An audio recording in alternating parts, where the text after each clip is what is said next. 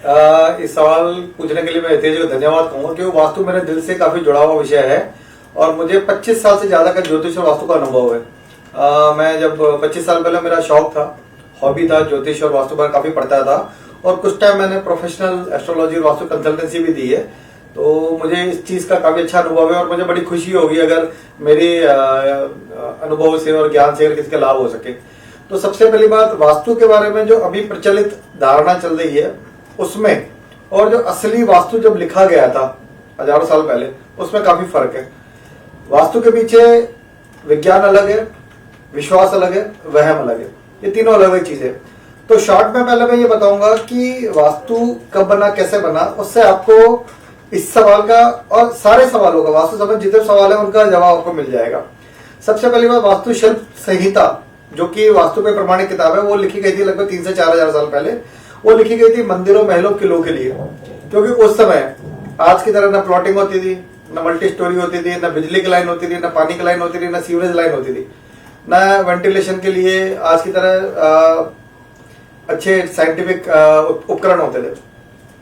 उस टाइम आपस में राजा महाराजा जमीनों के लिए, राज्यों के लिए लड़ते रहते थे। तो सुरक्षा के लिए वो किलों में रहते थे। किलों की 4 दीवारी काफी मोटी होती थी और 100 फुट ऊंची होती थी। तो ऐसी मोटी और ऊंची दीवारों में वेंटिलेशन आना बड़ा मुश्किल होता था। अब युद्ध में से रक्षा भी करनी है, दुश्मन से बचना भी है और सर्वाइव भी करना है। तो उस टाइम के जो आर्किटेक्ट नॉलेज वाले, वास्तु की जानकारी वाले जो ऋषि मुनि होते थे, उन्होंने चारों दिशाओं का अध्ययन किया और पृथ्वी की और ब्रह्मांड की शक्तियों का जब अध्ययन किया तो मालूम पड़ा कि सूर्य की रोशनी, सूर्य हमारे जीवन के लिए बहुत जरूरी है। ऑक्सीजन भी जरूरी है, पानी भी जरूरी है। तो इन तीनों का मैनेजमेंट ऐसे किया जाए कि अगर हम युद्ध के दिनों में सुरक्षा के तहत तो हमारे किले के अंदर, महल के अंदर ये सारी सुविधाएं उपलब्ध रहे। तो जो नियम बने थे ये उस समय के हिसाब से बने थे।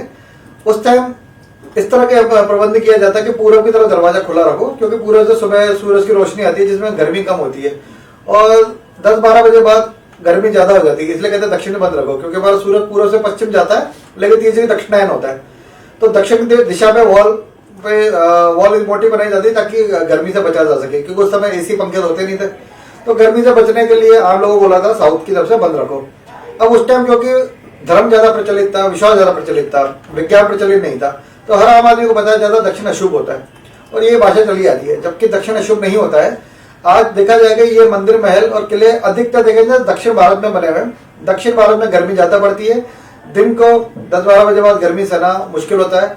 और आप अमेरिका या यूरोप में जाओगे जो जहाँ ठंड पड़ती है, वहां पे बोला जाता है वहां का वास्तु होता है सन फेसिंग हाउस, यानी ऐसा मकान जहां से सूरज की रोशनी पूरी है, तो साउथ में अच्छा होता है। तो एक वास्तु अगर अमेरिका में अच्छा हो सकता है, भारत में खराब कैसे हो सकता है?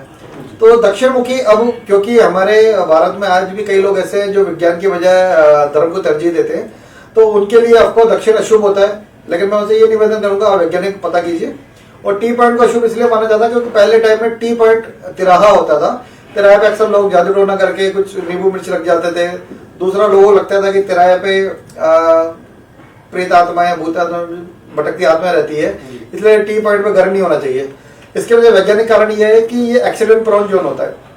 आज से अगर इमेजिन कीजिए 200 साल पहले, 400 साल पहले, टी पॉइंट यानी तिराहा, अब वहां पे अगर कोई घोड़ा या रथ दौड़ता हुआ आ रहा है अचानक, तो मैं हॉर्न तोड़ते नहीं थे, तो अक्सर एक्सीडेंट होने की संभावना होती थी।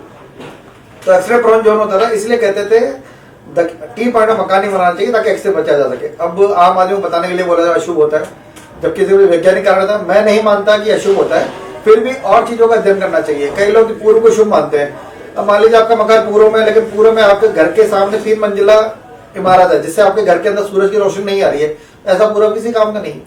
जब सनलाइट ही नहीं है तो किसी काम का नहीं है। लेकिन दक्षिण से अगर आपको सनलाइट आ रही है और प्रॉपर सुबह के टाइम में ज्यादा आ रही है, दिन को कम आ रही है, तो अच्छा है। और वास्तु का प्रभाव घर और ऑफिस पे पड़ता है। वास्तु का प्रभाव हर उस जगह पड़ता है जहाँ इंसान रहता है। हमें प्रॉपर ऑक्सीजन मिलनी चाहिए, क्योंकि पानी के ऊपर हम बारिश पे निर्भर नहीं है, तो हमें प्रॉपर ऑक्सीजन और प्रॉपर सूरज की रोशनी ये मिलनी चाहिए। और अगर सुबह सूर्योदय से लेकर 2 से 3 घंटे के सूर्य की रोशनी मिलती है तो हमारी बॉडी को विटामिन डी मिलता है और अच्छा एंटीबायोटिक होता है। लेकिन 3-4 घंटे बाद जब सूरज ऊपर होता है तो हमारी अल्ट्रावायलेट किरणें होती है जो हमारी स्किन को डैमेज करती है।